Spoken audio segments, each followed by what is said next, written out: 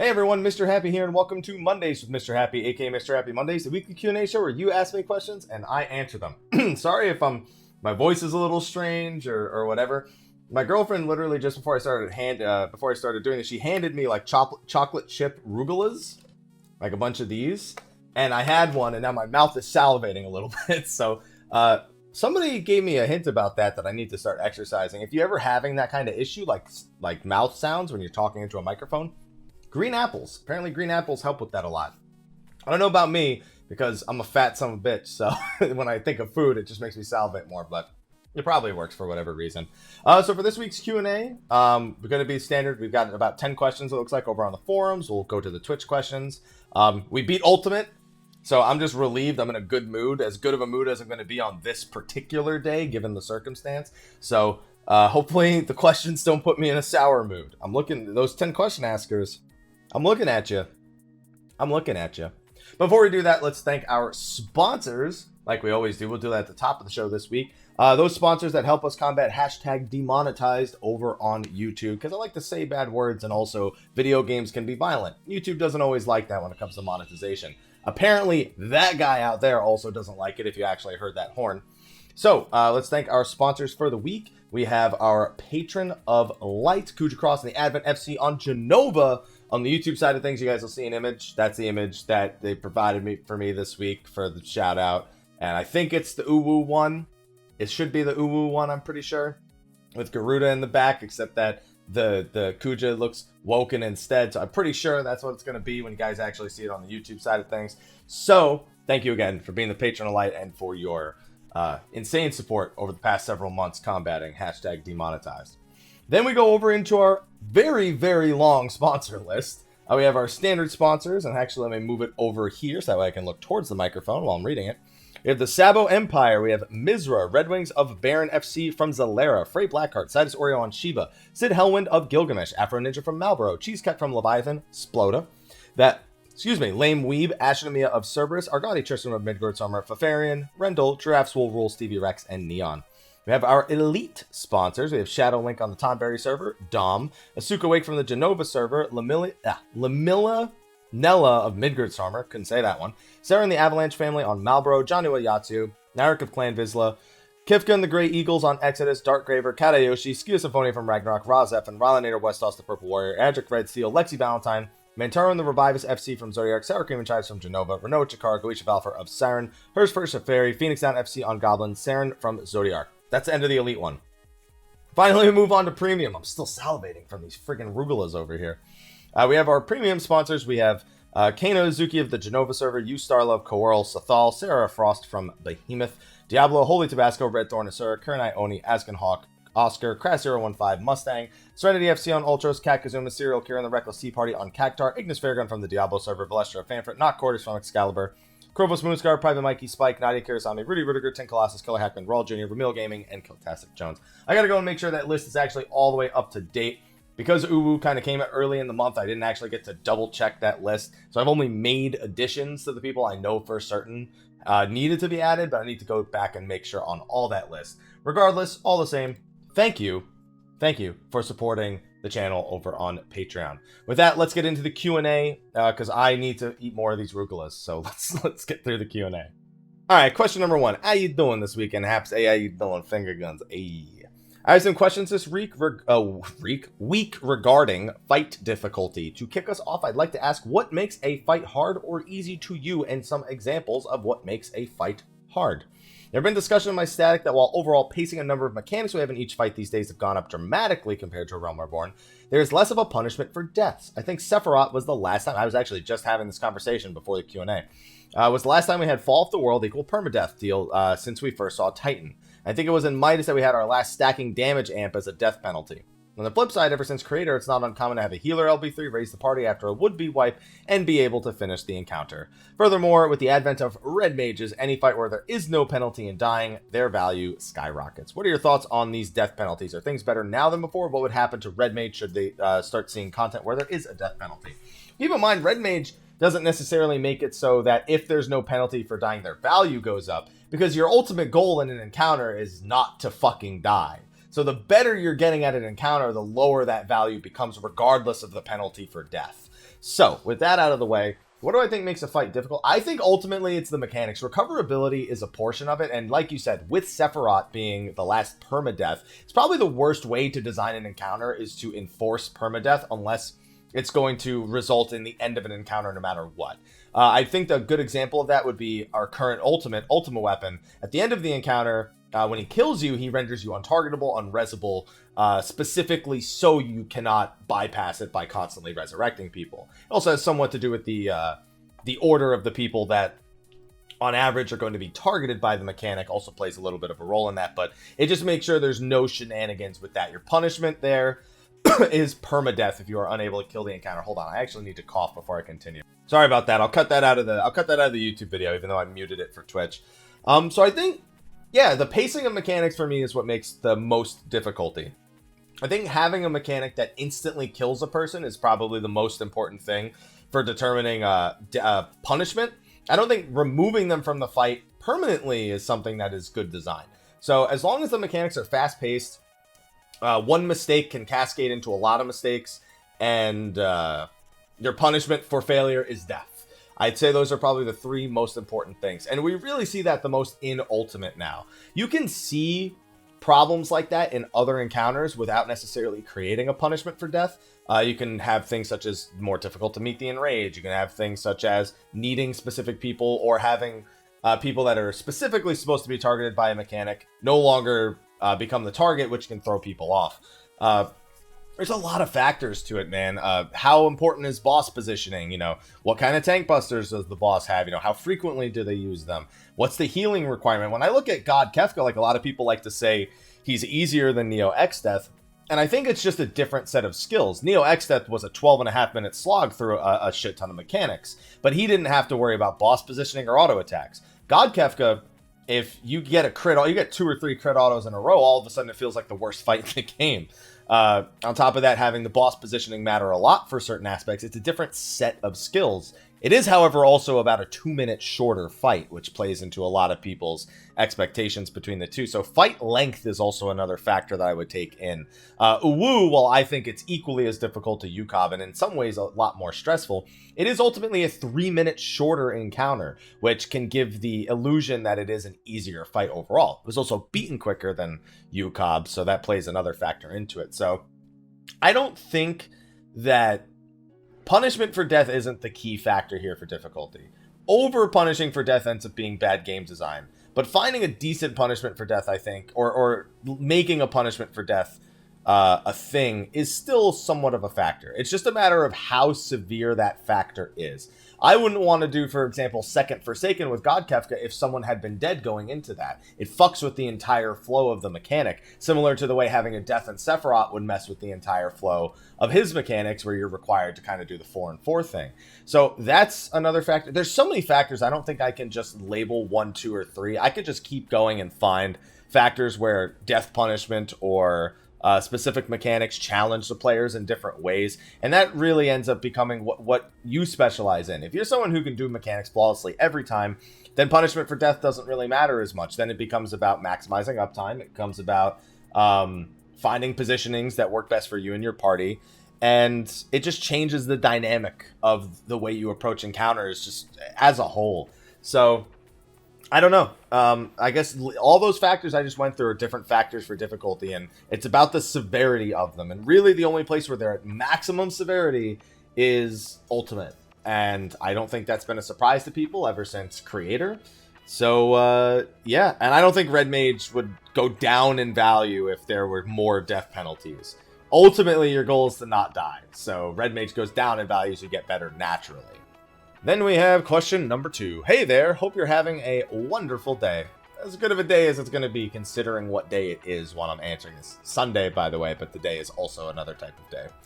I originally had a question here, but then you kind of answered it in your interview with Soken and Yoshida. But it made me think of something else. Thank you for going back and editing it, by the way. Appreciate that. After the interview was done, did you think of a question you wished you had thought to ask? Or worse, a question you regretted asking? I didn't regret any of the questions I asked. I wanted to be really respectful to Soken. Originally, when I asked if Yoshida would be available for interviewing, I had obviously already planned out a bunch of questions for Yoshida to fit into whatever time they could. when I found out that the interview would be Yoshida and Soken combined, I wanted to absolutely be respectful for Soken. I'm sure there were a lot of people that focused mostly on asking Yoshida questions, but I respect a lot of the work that they put in, you know, going to E3 and their presence there and what it means. So I actually was pretty happy with the questions and the answers I got from Soken regarding the things I managed to ask him. As for questions I would have liked to have asked, I mean, I made a full list of questions that didn't get asked because I didn't have enough time to ask them.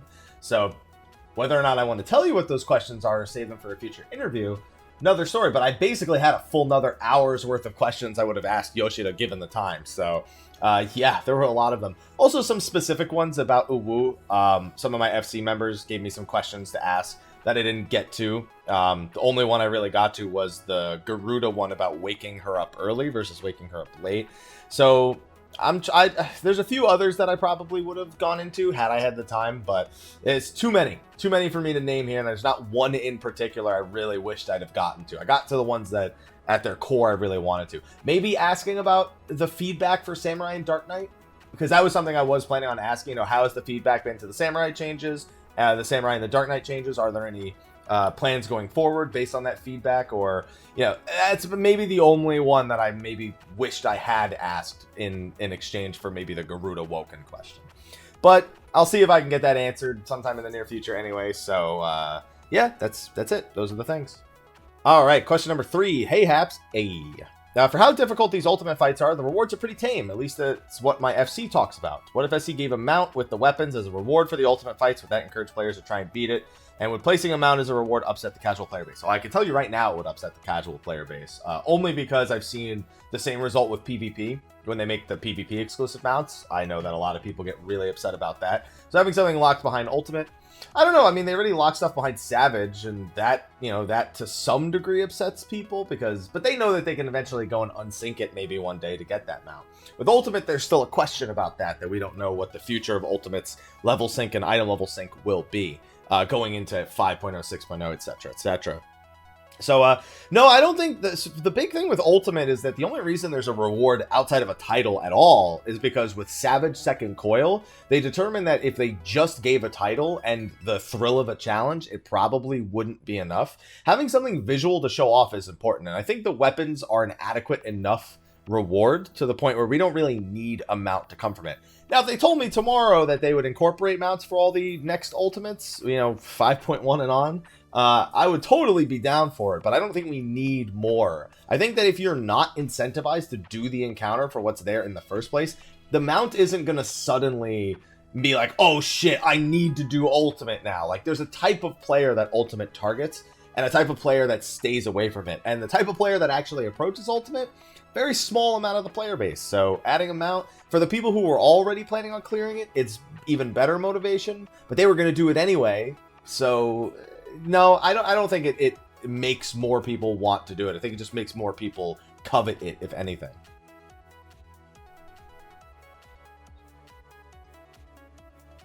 Question number 4. Hi, Happy. Proper question this time, sort of. But first, congrats on helping get world second for... so I didn't actually do shit, but apparently somebody credited the stream.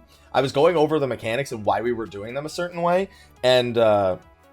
one of the mechanics our paladin came up with the idea of doing it was, I think it was Predation, the first part of Predation, and the world second group said, oh, you know, thanks to Mr. Happy for those mid-prog strats. And I was like, well, it was actually him who came up with that, but all the same, yeah, it's whatever. You know, they got it second. I don't deserve much of any credit, if any, at all, but thanks. My question is, do you think they will ever add more ranks to the Grand Companies? Easy answer is they said only if there's a good reason to. And I think even with Squadrons, it was barely a good reason to. So, yeah, no, I don't think so unless there's, like, content designed around it. So, like, some sort of update to Squadrons or some sort of Grand Company advancement that has relevance to the rest of the game. Until that point, no. And I don't think they need to. I think focusing on other forms of content that aren't necessarily tied behind Grand Company ranking is probably more important than to constantly increase the rank of the Grand Companies themselves. Question number 5. Ahap, seems like Smash is also gone Ultimate. Everything's going... Dude, I almost had a burger that was called the Ultimate Burger at a Rockin' Fish at LA Live. And then I decided to go with the seafood jambalaya instead. But all the same. All right, so we got E3, 3 questions. A mount question I think I've asked before, and my concerns with the 14 dev decisions, which I'm assuming is about the Ultimate thing.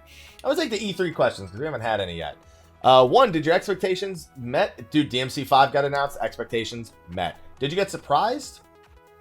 I don't think so. I mean, there was some shit that was cool that I wasn't, like, expecting there, but I don't think anything straight up... Oh, Elder Scrolls 6, which actually wasn't even that much of a surprise, because we already knew they were working on a new Elder Scrolls game. It was just, I guess, seeing the title card was a surprise. I figured they were just legit it was gonna have no presence at all. But its presence was barely mentionable anyway. It was just acknowledgement that an Elder Scrolls 6 is being worked on, so... That's about it. Honestly, my chat's bringing it up. The Final Fantasy XIV and Monster Hunter World collaboration actually is probably the thing that surprised me the most.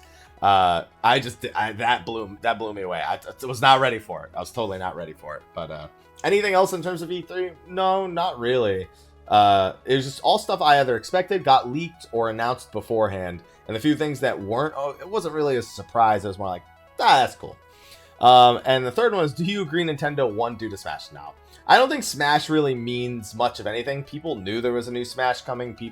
That's one of those things that, like, if they don't talk about it, it's a disappointment, but you expect them to talk about it. Like, there was no doubt in anyone's mind that Smash was going to be up. And instead, people focused mostly on the fact that Metroid wasn't present on the Nintendo conference at all. And I don't even think any conference won. I think if I had to pick one conference that won, which I don't really care about this year, it'd either be Microsoft or Bethesda.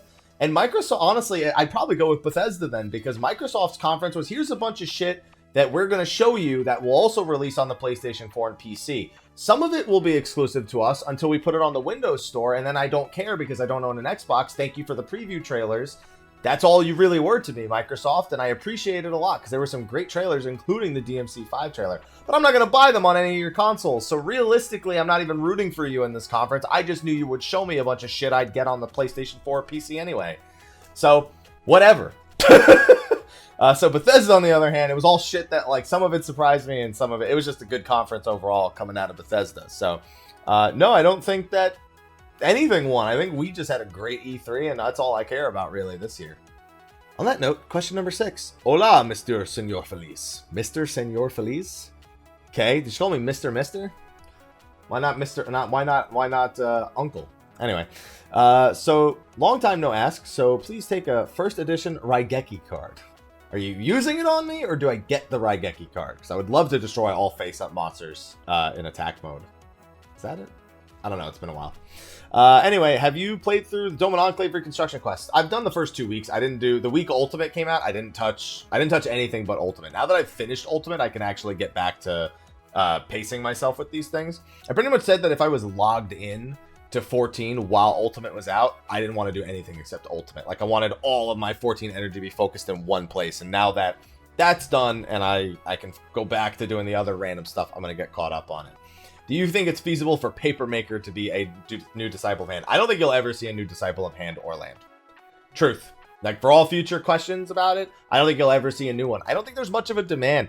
The biggest thing with adding a new Disciple of Hand or Land versus adding a new combat job. When you add a new combat job, it fits into the same role, but the way you achieve what your role is usually completely different. You know, even if you have a bunch of DPS, each of them achieve their DPS in a different gameplay style. If you're a healer, if you're a tank, similar.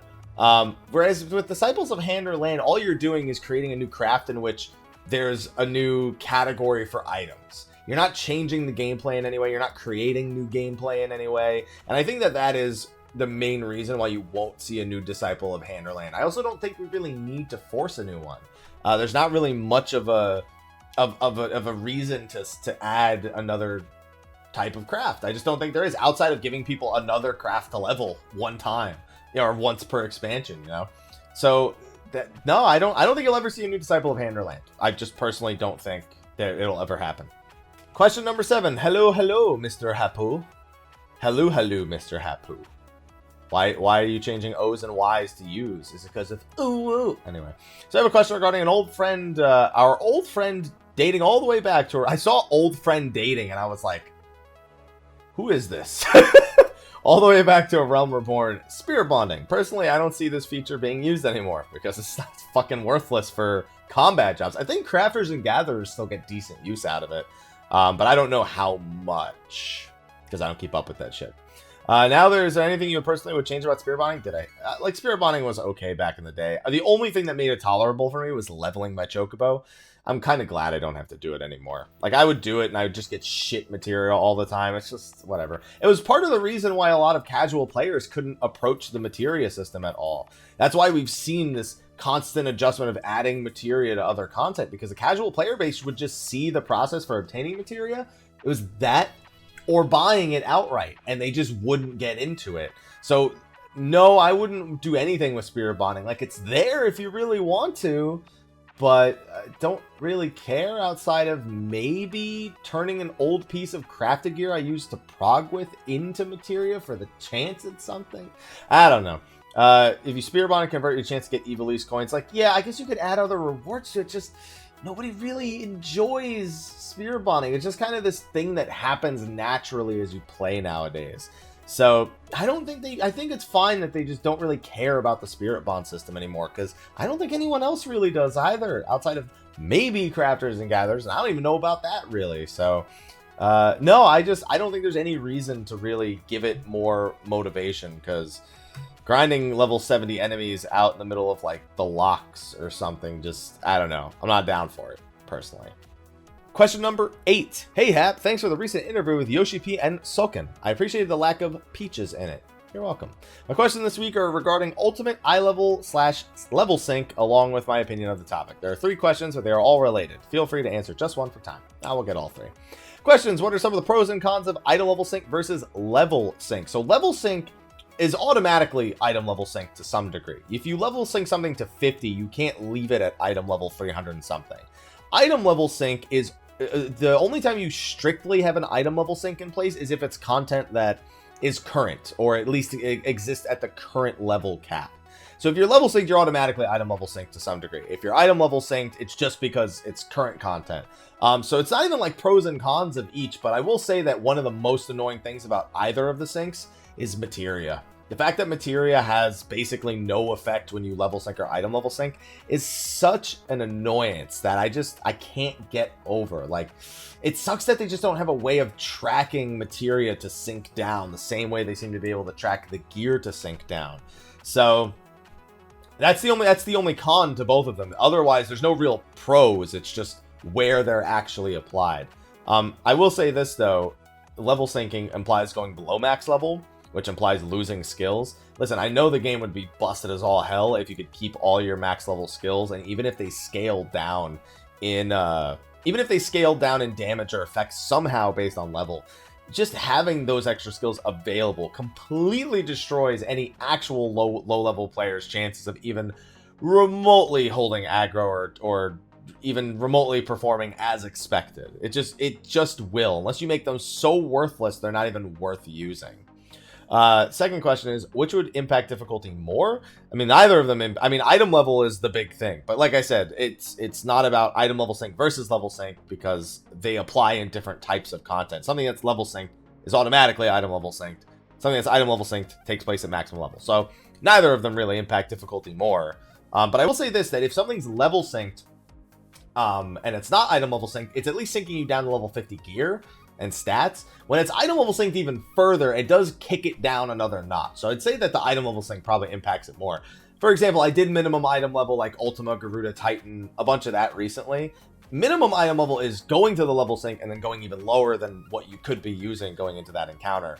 So it's at that case, it's definitely item level sync, because going minimum item level definitely adds a bit more difficulty.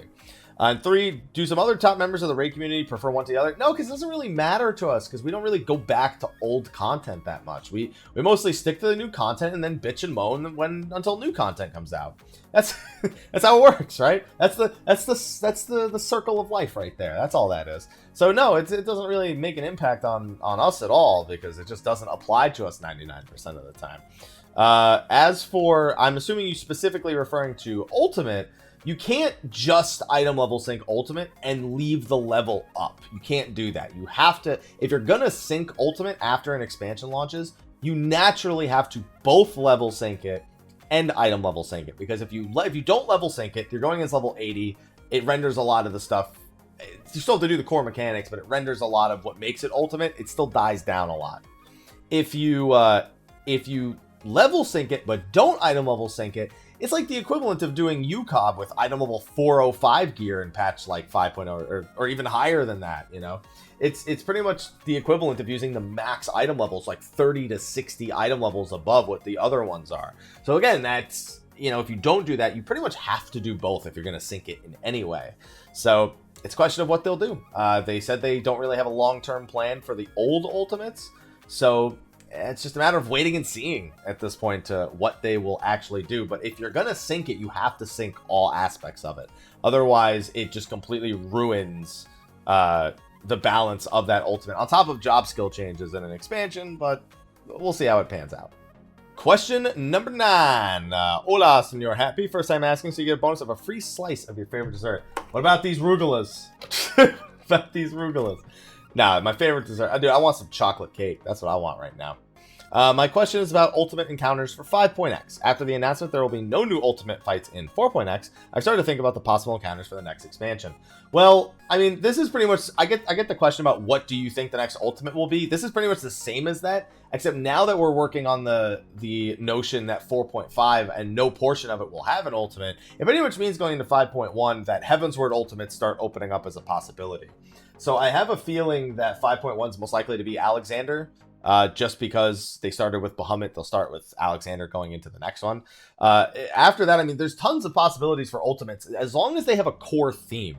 I've seen some people suggest that Leviathan, Ramu, and Shiva could be an ultimate, and it's like, but why? There's no core theme around them other than wasn't in the Ultima encounter. Same with Mogglmog. There's nothing that really binds them together. So you have to look at aspects of the game that are bound together. Like, if you were to do Nidhogg, it wouldn't be too surprising for Hraesvelgr to be present or Midgardsormr to be present in that encounter. There's some tie there at the very least. Or even a Midgardsormr ultimate, which would be fucking weird because of him being a dungeon boss versus a trial boss. But, like, there needs to be a core theme. Warring Triad, people have said, well, there's no one big bad guy there, but they still have a core theme connecting them. You could also argue that they could technically throw Kefka in there, although the two have nothing to do with each other in Final Fantasy XIV. I mean, you have Alexander, obviously. Everything that happens in Alexander is relevant to that. You have, obviously, you have Omega now going into that. You have the Four Lords eventually. You technically have the Garlean Generals, which you could make Xenos the big bad at the end of that. You could do Shinryu plus Omega, because that thematically is very classic to the Final Fantasy V feel. Or recreating their encounter and somehow getting us fucking involved in it from back at the end of 3.x. Like, there's plenty of things it could be. If I had to pick the next thing, be Alexander. You just, like, they're just not going to do ultimates for, like, you say here, like, Shiva. Shiva's never going to get a standalone ultimate. This is never going to happen. Thematically, there's not enough that happens right now. Vishap could be part of, like, a Nidhogg ultimate. Could be explaining it could be called, like, the Dragon Song ultimate or something, or the final verse of the Dragon Song or something, and it plays out Vishap through Nidhogg in some way. I don't know. Tiamon, like, meh, there's nothing really special. They're never going to do that. Thornton's a weird one, because Thornton, like, you could technically involve Nidhogg and the Ascians in that one. It's a question of if they would, but Thornton is a big contender for one. But no matter what, I think it's going to be Alexander Ultimate next. And I think that you need to look at things that have core themes. You can't just look at individual bosses. You have to look at core themes that bind them all together, that make them relatable to one another. And for the last question on the forums, hey Haps, long time viewer, first time asking, so I have a first time bonus of a nice platter of Korean barbecue. I went out for Korean barbecue the other night. I don't know if you on YouTube, you guys know who Frisk is. She's a fellow streamer over on Twitch. She's just cooking the meat the whole time. And then Zotbot and I, we split a pitcher of some Sapporo. It was a good times. And then I learned that Haley, the Haley baby, another Twitch streamer, I learned she can fucking eat. She's like, I'm from Texas. And all of a sudden I'm just like, she never stops. How does she do this? I'm done. That shit was crazy. But anyway, so I already had some Korean barbecue, but I'm always down for more. So that's the point that I'm trying to make. So anyway, this is the final question. So anyway, I have a question roulette. So here we go. Deep Dungeon, 4.4 and beyond, and a non-14 question. Non-14 question is always tempting because I get so many of them. Also, you congratulated me on Uwu, so thanks. I'm going to take 4.4 and beyond. It's a 14 question, but I'll take it. So with, I should have known it was about Ultimate. So Ultimate gone for the rest of 4.x. What do you expect that Square Enix will add for more hardcore fans out there? You know, I want to extend your question past Ultimate. We know that Heaven on High is only getting 100 floors. We know they're not adding more floors to Heaven on High. So I guess my question becomes, you know, what does happen from 4.35 on? 4.4, we obviously have the expectations of either Suzaku or Seiryu, or perhaps both in one encounter. I don't think it'd be 2 encounters, but I wouldn't be surprised to see 1 encounter. You have obviously the end of Omega. It's been confirmed 4.4 will be the conclusion of Omega. You obviously have new main scenario stuff. Start setting up for the expansion. You know, 2 new dungeons, new Hildebrand stuff in the 0.5 patch. We still have the new Hildebrand stuff in the upcoming 0.5 patch. Like, there's all that stuff that's there, like the stuff we grow to expect. But what is the unexpected? I expect a new PvP map probably in 4.4. Not a feast map. Another. I think they said they were in the middle of making another Seal Rock map, which I like because Seal Rock is my favorite mode. I don't know what the validity to that claim is. It was in an interview, but I don't know if that's still part of their plans because that was quite some time ago. Just the question is, what is after that? Because it can't just be Eureka. Like, I refuse to accept that they do Heaven on High. They implement it once. They do it in a way that is definitely more to people's liking, but then just stop doing new things leading up into the expansion. I don't want to think that will happen, but I'm under that impression now because we don't know what will happen. So I don't know. I would love to see something for more hardcore people. Obviously, that's like that. I'm that audience, and we are a small audience. And because we're a small audience, there's never really a guarantee we will get anything else. So we'll have to wait and see. I don't know. I don't have even the remotest idea. I don't know if they do like mythic dungeons. I don't know if they do something else that's like super challenging for 4 people, like the top floors of Heaven on High and Palace of the Dead. I don't know if there's some other thing that isn't Ultimate, but it's still like far more challenging. I don't know. Maybe there's something, maybe there isn't. We'll just have to wait and see. But anyway, with that out of the way, that is the last question from the forums. I've got a few minutes, so let's see if there's any decent Twitch questions. If they're not, I'll cut to the end of the video and that'll be a wrap. So Twitch, give me a question or two. All right, so actually there were no other questions I wanted to include. We actually, again, I say this every week, we had some good discussions talking about Savage and how many bosses there are in there. Well, there weren't really any questions. It was a lot more of an open discussion between me and the Twitch chat. So if you're someone who watches this video, goes, man, I really want to know about that. If you come by the live stream Sunday, anywhere between like 12:30 to 1 p.m. Pacific, usually for the next hour and a half, I include those little discussion sessions on top of the actual Q&A we do for Mondays. So come to the Twitch stream on Sundays if you're down to have discussions like that, ask about certain things, get people's input, all that good stuff. But if you also have a question for Mondays with Mr. Happy and you're watching this on YouTube, go to the Dream Network forums in the description of the YouTube video. Click that link. Next week's week 200. I don't really have anything special planned, but damn, 200 weeks, right? So go there. Ask your question there, and it'll get answered on the next week's show. So, yeah, that's going to be a wrap for Mondays with Mr. Happy. Thank you again to our sponsors over on Patreon. And thanks, everyone, for watching. I'm going to hang out with the Twitch chat for a few more minutes before I get going. But on the YouTube side of things, thank you, and I will see you next time. Till then, take care.